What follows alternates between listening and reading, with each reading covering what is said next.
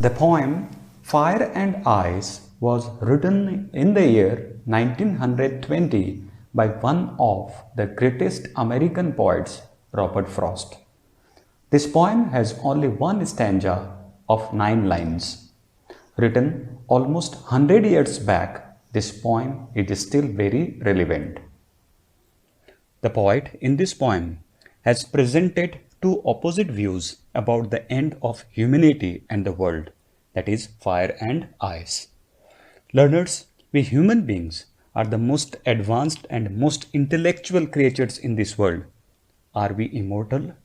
No, not at all. Present condition proves that we are nothing in compared to the creator of this universe. Coronavirus has taken the entire world in its grip. Most countries are under lockdown and we people are feeling insecure even at home. This corona pandemic is a stern warning for entire human race. The sooner we realize, the better for us. Most people believe that anything that has beginning will have an ending one day. Hence, this Mother Earth will also come to an end either due to fire or ice. Poet Robert Frost strongly says that this world will not be destroyed by fire or ice naturally.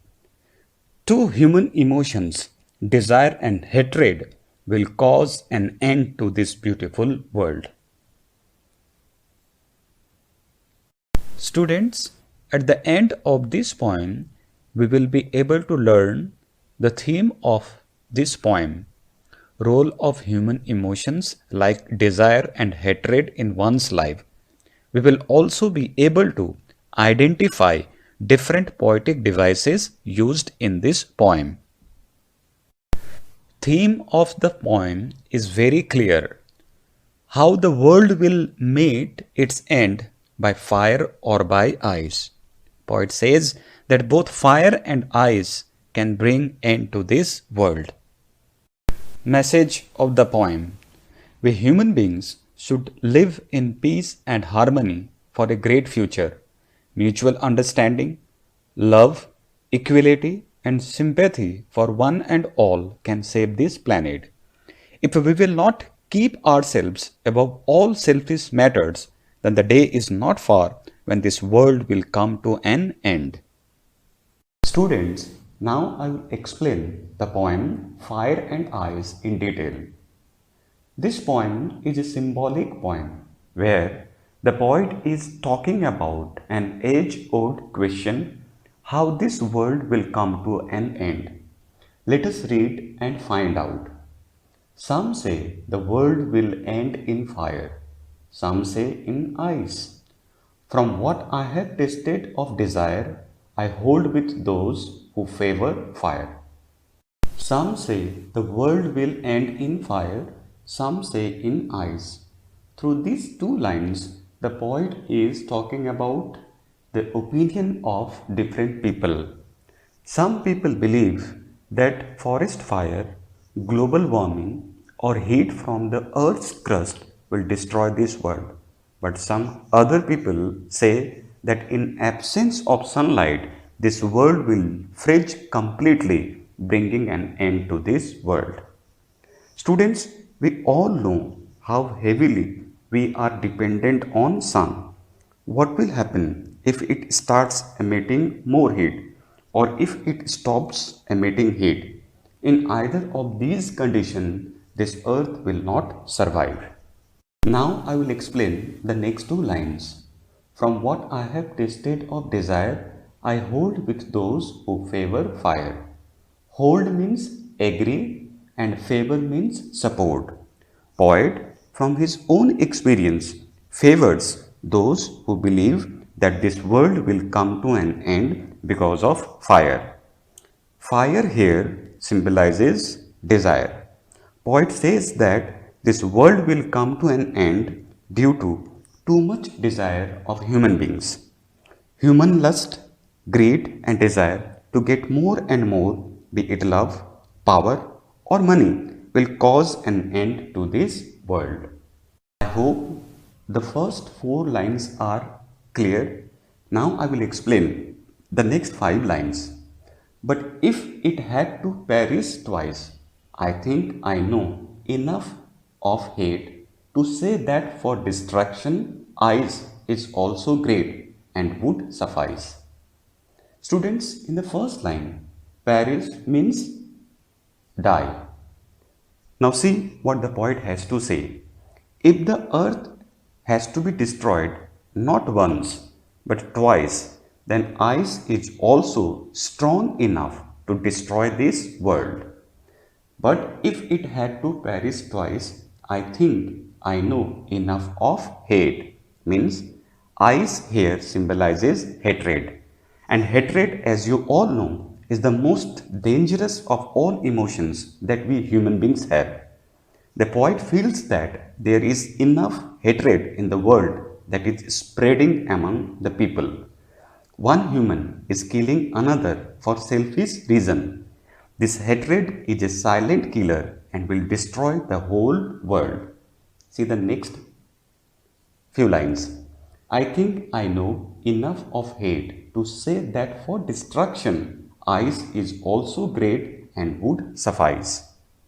If this world can be destroyed because of desire, then hatred is also enough to destroy this world.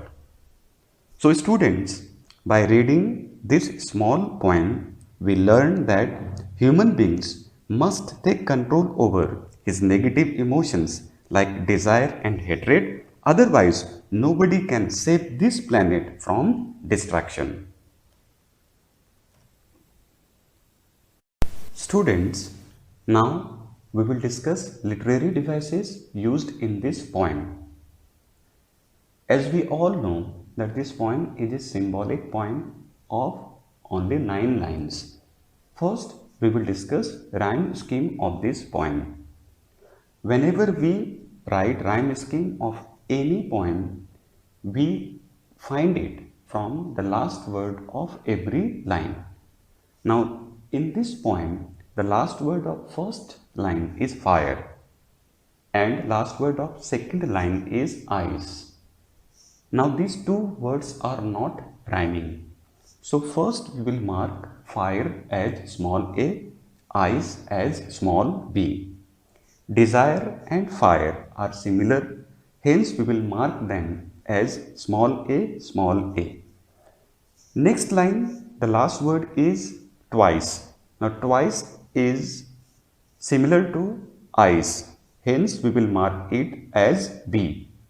Hate is different from fire as well as ice, so we will mark it as small c. Ice again B. Great is similar to the sound of hate, so we will mark it as C. The final word of the last line is suffice. It matches with the sound of ice and hence we will mark it as small a. Now see what is the final rhyme scheme of this poem. It is A, B, A, B, A, C, A, C and A.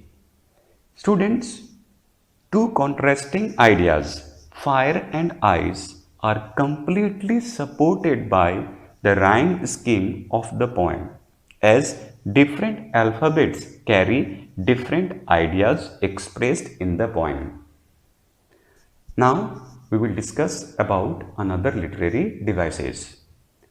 As we have been discussing, this is a symbolic poem where fire symbolizes desire and ice symbolizes hatred. So, fire and ice are example of symbolism. Students, in my previous videos, I have explained a figure of speech called anaphora. Anaphora means repetition of words at the beginning of successive lines. Look at the first two lines.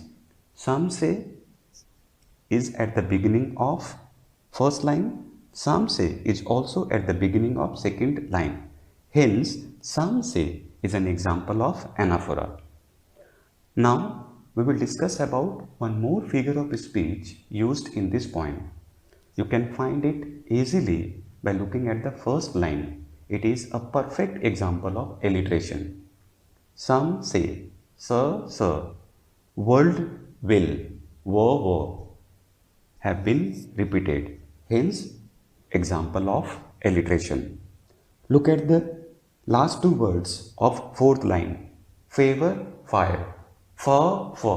Consonant sounds, right? Hence, example of alliteration. So students, in this way, we have discussed in detail about the summary of this poem, detailed explanation of this poem, and also all literary devices used in this poem. Students, let us have a final look at the important points of this poem. This poem by Robert Frost is a symbolic poem. Fire symbolizes human emotion, desire. Ice symbolizes human emotion, hatred. Poet initially believes that fire will destroy this world. Later, the poet comes to another alternative that can cause the destruction of this world.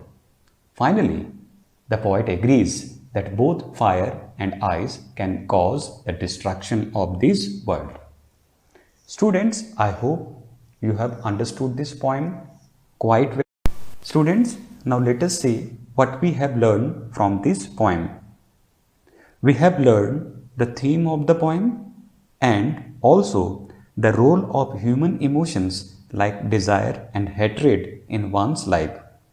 We have also been able to identify different types of literary devices in this poem.